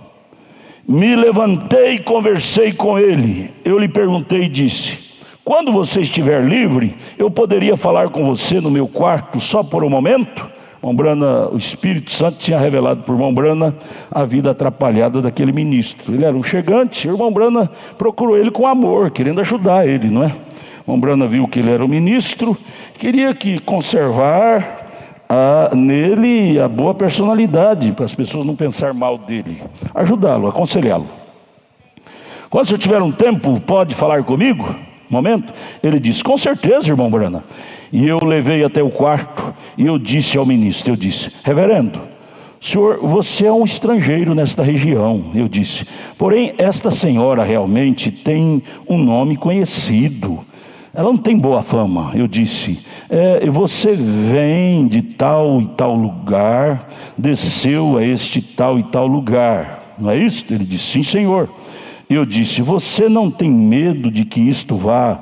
Eu não estou duvidando de você, mas você não acha que isto vai refletir na sua reputação como ministro, andar com uma mulher desta? Você não acha que deveríamos dar um exemplo melhor do que este que o senhor está dando? Aí ele vem com a revelação, com a inspiração. Ele diz: aquela senhora é uma santa. Eu disse: eu não duvido disso, mas eu disse: mas irmão, o problema é que nem todos que te olham com ela sozinho não são santos.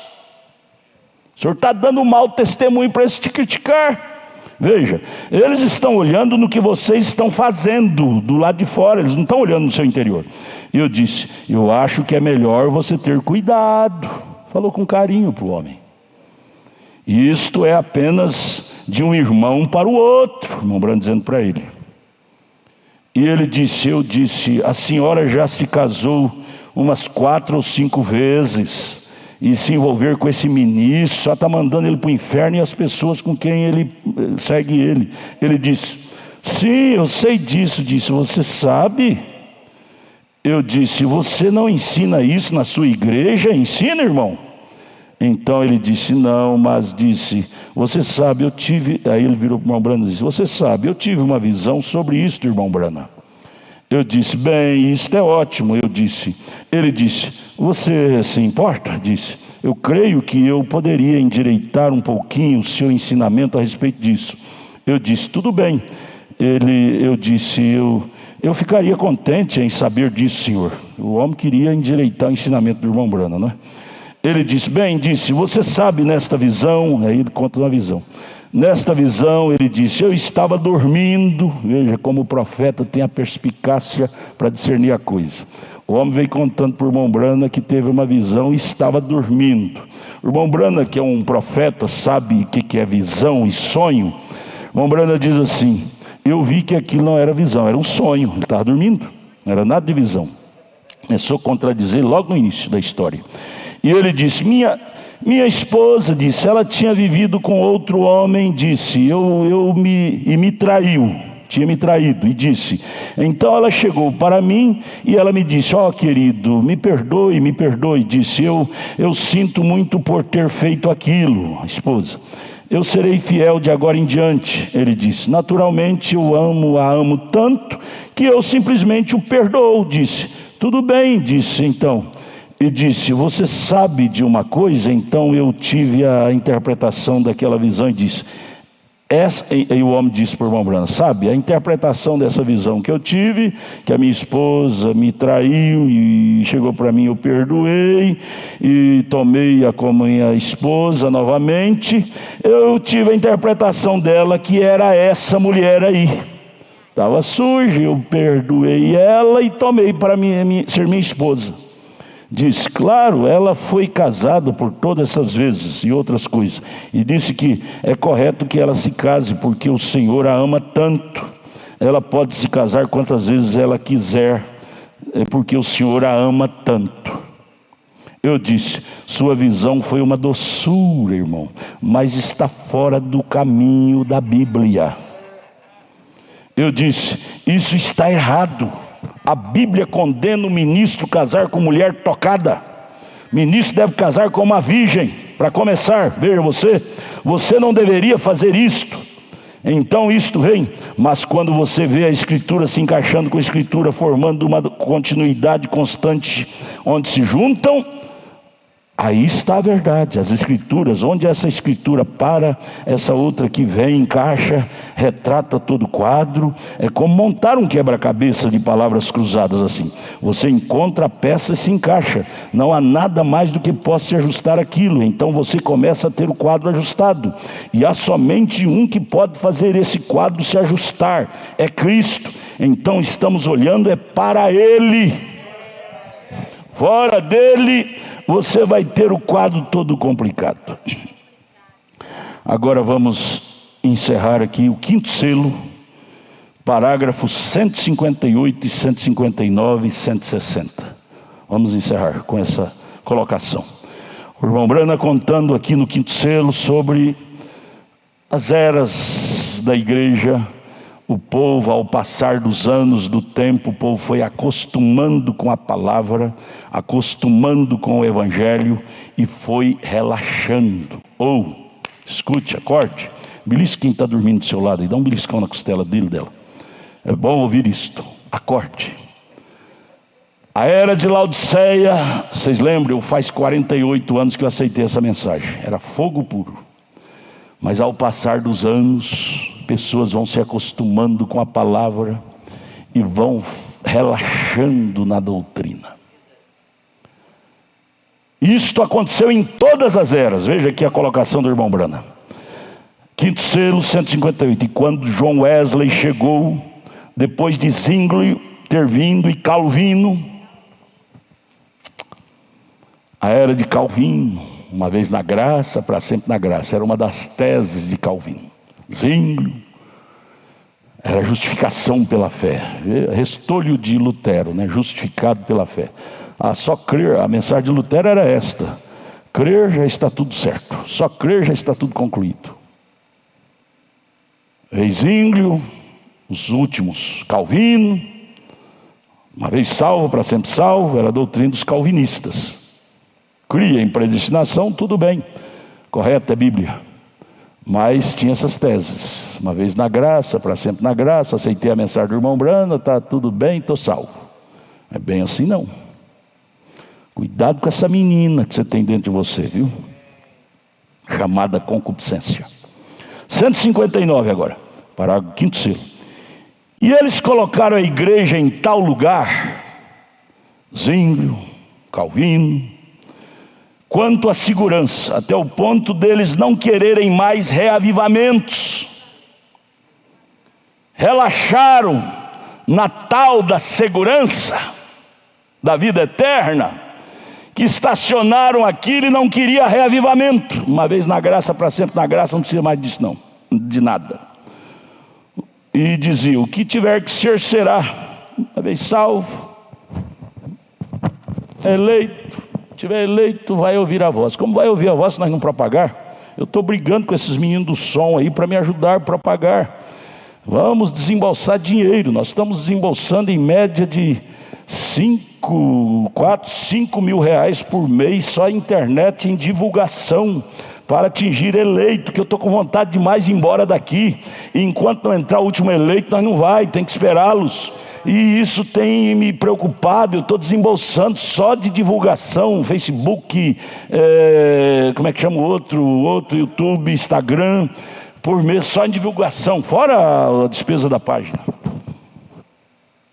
Porque não é isto. Tiver que ser, será, o eleito vem. Não precisa divulgar com programa de rádio, não. Fora 2 horas e meia de programa de rádio que nós pagamos por dia. Ah, não, que tiver que ser, será, o eleito vem. Como é que vem se não há uma voz para chamá-lo? Como é que os eleitos vão ouvir se não há alarido, uma trombeta soando? Brasília! Há uma trombeta em Brasília! As clarinadas! João, 7 horas da manhã até 8 horas, 8 horas até 8h30, de 11 horas até o meio-dia. Há uma voz, fora os trabalhos que temos aqui na internet, e isto custa dinheiro, mas é um dinheiro saído do âmago da alma em prol da alma eleita. Ajude-me, irmão, minha irmã, evangelizar com as suas ofertas, com seus dízimos e sobretudo com as suas orações. Ore dizendo: Deus, faça com que esse trabalho que a minha igreja divulga na internet possa atingir a alma eleita. Traga, Pai, porque isso é um mecânico, é levar a palavra. Agora trazer o eleito é só o Senhor que faz. Use esses meios para trazer a semente eleita. Eu estou orando assim, mas se vocês me ajudarem a orar, a oração fica mais forte. Ajude-me a pregar esta mensagem, divulgá-la. Mas veja, os índios calvinistas se colocaram a igreja em tal lugar, quanta segurança, até o ponto deles não quererem mais reavivamento. Estacionou. E a tese deles era esta: o que tiver que ser, será. Aquilo era tudo para eles. Por quê? Porque nós cremos em segurança eterna. Uma vez na graça, para sempre na graça. Estamos na mensagem, vamos ser arrebatados. Cuidado com essas falsas interpretações para apoiar você a viver uma vida impura, iníqua. Você vai ser surpreendido no final da estrada. Quando você acordar e dizer não ia haver um arrebatamento, você vai ouvir a voz dizendo: já aconteceu e você não foi. Vigie esta linha. Vigie esta linha da palavra. Não é hora de comprar mercadoria desses vendedores mundanos com ideia suja. A mercadoria que nós temos que comprar é a mercadoria de William Branham, da Bíblia, da palavra. Saia desses habitats perigosos. Veja, ele simplesmente vivia qualquer tipo de vida e cria na segurança eterna. Estou lendo a mensagem, o 5º selo, 159. A igreja luterana está muito torcida hoje. A igreja anglicana, ó que coisa. O país todo se corrompeu, exatamente como está agora. As igrejas se torceram tanto a palavra de Deus e caíram no comodismo. Quando o rei Henry VIII entrou na Inglaterra, e depois de Maria, a sanguinária, e todas estas coisas aconteceram, e então a igreja estava tão cheia de violência e corrupção, muitos alegando ser cristãos e vivendo com 4 ou 5 esposas, ou fazendo qualquer coisa que queriam fazer e comportando-se de maneira errada e imunda, insatisfeitos. Deixa eu repetir: Nenhum de nós estamos isento de passar por caminhos vergonhosos. Somos humanos. Mas enquanto você amar a verdade te arrancará desses atoleiros. Eu não tenho coragem de levantar meu dedo e dizer que eu estou imune a isso, isento, porque eu sou humano. E nem você deve ter a loucura de levantar o dedo, dizer que você está imune. Comigo isso não acontece. Você vê uma pessoa, um pobre do irmão que caiu numa arapuca dessa, um pobre de um pastor. Todas as vezes que acontece isso com um pastor, eu ponho a mão na minha cabeça e choro. Todos eles. Eu digo, Deus tem misericórdia deles e de mim também, porque se o Senhor tirar, eu vou entrar para um caminho igual ou pior. O mal não é cair, o mal é advogar a queda. Concordar foi o mal dos ínglios, dos calvinistas, que levaram a estacionar no mal, no pecado, e morreram, espiritualmente falando.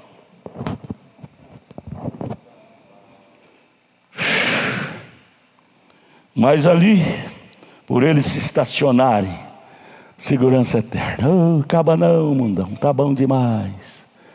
Oh, fumando, bebendo, vivendo vida imunda. E você pergunta, oh irmão, graças a Deus tem segurança eterna. Ai, estou seguro. Um dia eu feri um irmão. Me perdoe, vocês que não querem ser feridos, fica longe de mim, viu? Não fica perto de mim, não. Vocês que não quiser ser machucado, fique longe de mim. O irmão aproximou de mim, pastor, tá bom e vai ficar melhor. Eu falei, como é que pode tá bom, irmão, com a vida suja essa como a sua? Ele saiu fedendo. Mas como eu posso ser um pastor e concordar com coisa errada, gente? É melhor eu descer do púlpito e capinar lote. Eu acho que o povo espera de um pastor ouvir a verdade. Toda a vida eu tive isso comigo. Eu vou na igreja para ouvir a verdade. Eu não vou na igreja para ouvir lorota, perder meu tempo. Que Deus me ajude a honrar esta farda de pastor, ainda que eu esteja errado moralmente, mas que eu não venha ensinar isso para ninguém e nem advogar isso com ninguém. Que Deus me ajude a honrar esta farda de pastor.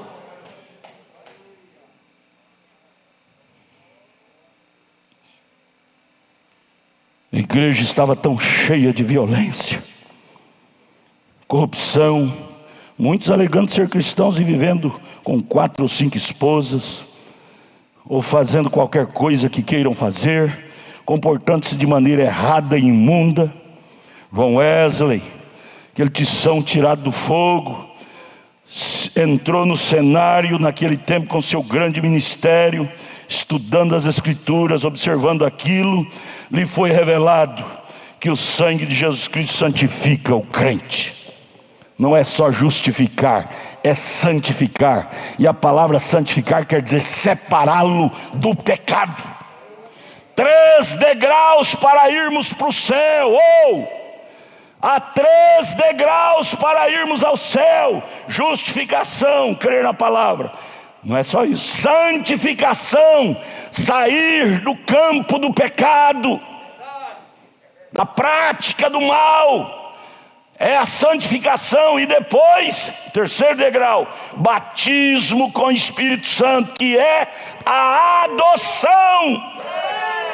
A adoção só vem depois da santificação, da separação do mundanismo. Eu sou o primeiro da fila, viu? Estou sentado bem aqui no meio ali, ó. Aqui está a minha teofania, está aí ao lado do senhor, viu, irmão? Como é que o senhor chama? Donizete Erivan. Minha teofania está aí. Meu membro é minha teofania. Estou pregando para mim, viu? Se servir para vocês pegam. O Adalto é o primeiro que precisa de ouvir o evangelho. Como é que o Adalto pode pregar o evangelho se ele não ouve o evangelho, se ele não luta para obedecer o evangelho? Ele está desmoralizado. Portanto, todos os cultos que eu prego aqui, minha teofania está aí no primeiro banco. Estou pregando para minha teofania. Servir para vocês, amém. Eu creio que serve, porque senão vocês não estavam vindo. Eu creio que vocês amam isso, por isso que vocês vêm aos cultos. Obrigado, obrigado, obrigado pela sua presença. João Wesley, estudando as Escrituras, observando aquela frieza dos crentes, lhe foi revelado que o sangue de Jesus Cristo santifica o crente também. Separa, você está, não deviam. Então o que ele fez? Ele saiu com outra reforma. João Wesley, aquele tição de fogo, saiu com a reforma da santificação. E ele salvou o mundo em seu dia, com aquela tese da santificação, que foi o segundo degrau. O que era aquilo? Aquele homem, o poder da besta, do lado de Deus, do animal. 4 bestas: boi, leão, boi, homem e águia. Essa besta, que é o poder, aí a era do homem, né? Lutero, Wesley, foi a terceira besta, o homem. Deus usou aquele homenzinho pequeno. Wesley. Wesley tinha 17 irmãos. A mãe dele chamava-se Susana Wesley, era uma cristã. Que forma que Wesley foi formado, que lar de mãe. Diz a história que ela tirava 2 horas por dia para catequizar seus filhos, ensiná-los a amar a Bíblia, orar, ler a Bíblia.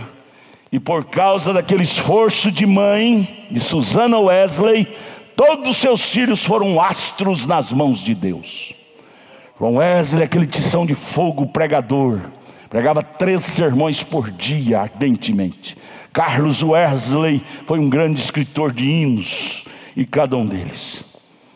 E ele se tornou aquela tocha de fogo e promoveu a reforma que o povo de Zwinglio, de Calvino, precisava sair do estacionado para algo mais, que é a santificação. E agora chega o William Branham e dá uma sacudida nos wesleyanos que estacionaram só na santificação. E o William Branham chega e diz: tem um degrau a mais, é batismo com o Espírito Santo. Não é só luterano, não é só wesleyano, justificação e nem só santificação. Agora eu complemento: batismo com o Espírito Santo. Esse hominho baixinho, careca, que nasceu lá nas cabanas dos Estados Unidos, Deus tomou esse homem como tocha de fogo para esta era que nós estamos vivendo, e ele gritava com a sua voz rouca e dizia: é necessário ser cheio do Espírito Santo. Sem o batismo do Espírito Santo não há cristianismo, não há cristianismo sem o batismo do Espírito Santo. Você aceita isto? Pastor Samuel, o senhor aceita isto? O senhor aceita isso, pastor Samuel? Então termina aqui para nós, termina. Glória, glória, glória, diga glória a Deus, igreja.